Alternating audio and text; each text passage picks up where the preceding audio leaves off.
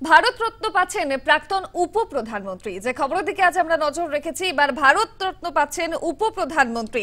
Social মিডিয়ায় জানালেন প্রধানমন্ত্রী নরেন্দ্র মোদী, বিজেপির লৌহ পুরুষকে ভারতরত্ন প্রাক্তন উপপ্রধানমন্ত্রী ভারতরত্ন পাচ্ছেন। আজ সোশ্যাল মিডিয়ায় জানিয়েছেন প্রধানমন্ত্রী নরেন্দ্র মোদী। যে খবরের দিকে আমরা নজর রেখেছি, বিজেপির লৌহ পুরুষকে ভারতরত্ন প্রাক্তন উপপ্রধানমন্ত্রী ভারতরত্ন পাচ্ছেন। সোশ্যাল মিডিয়ায় তেমনই জানিয়েছেন প্রধানমন্ত্রী নরেন্দ্র মোদী। ভারতরত্ন দেওয়া হবে এল.কে. আডবাণীকে। সোশ্যাল মিডিয়ায় তেমনই জানিয়েছেন প্রধানমন্ত্রী নরেন্দ্র মোদী। বিজেপি লৌহ পুরুষকে ভারতরত্ন প্রাক্তন উপপ্রধানমন্ত্রী পাচ্ছেন ভারতরত্ন। সোশ্যাল মিডিয়ায় তেমনই জানিয়েছেন প্রধানমন্ত্রী নরেন্দ্র মোদী। আমরা এই বিষয়ে আরো বিস্তারিতভাবে জানবো। আমাদের সঙ্গে টেলিফোন লাইনে রয়েছেন আমাদের নয়াদিল্লির প্রতিনিধি রাজা বন্দ্যোপাধ্যায়। রাজা, ভারতরত্ন পাচ্ছেন প্রাক্তন উপপ্রধানমন্ত্রী, আর কি জানতে পারছো?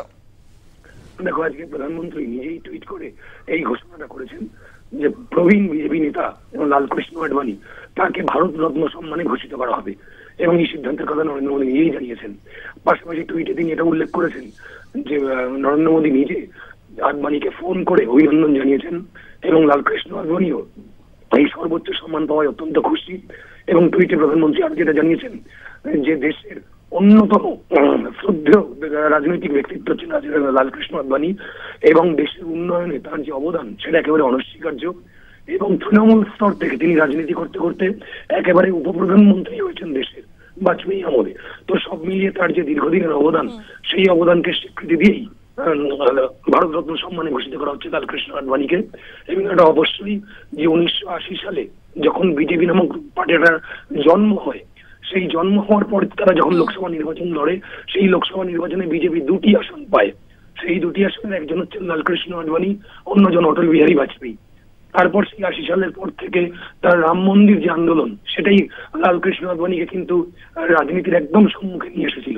গুজরাটের সোমনাথ থেকে অযোধ্যায় রাম মন্দিরের সেই রথযাত্রা, যে রথযাত্রা বিহারে লালু প্রসাদ যাদব আটকে দেন, সেই দীর্ঘদিন ধরে এই রাম মন্দির আন্দোলনে কিন্তু নেতৃত্ব দিয়েছেন লালকৃষ্ণ আডবাণী। যে রাম মন্দিরের উদ্বোধন হলো এই গত জানুয়ারি মাসে, তার কিন্তু একদম সেই আন্দোলনের রূপরেখা সূচনা করেছিলেন লালকৃষ্ণ আডবাণী। তো গোটা বিষয়টার দিকে লক্ষ্য রেখে তার দীর্ঘ রাজনৈতিক জীবনের অবদান এবং ভারতীয় মানে কেন্দ্রীয় সরকারে তিনি উপপ্রধানমন্ত্রীর পদ সামলেছেন, স্বরাষ্ট্রমন্ত্রীর পদ সামলেছেন, তথ্য সম্প্রচার মন্ত্রীর পদ সামলেছেন। সব দিক দিয়ে এই সিদ্ধান্তের কথা, তাকে ভারতরত্ন সম্মান দেওয়ার সিদ্ধান্তের কথা আজকেই প্রধানমন্ত্রী নরেন্দ্র মোদী জানিয়েছেন টুইট করে।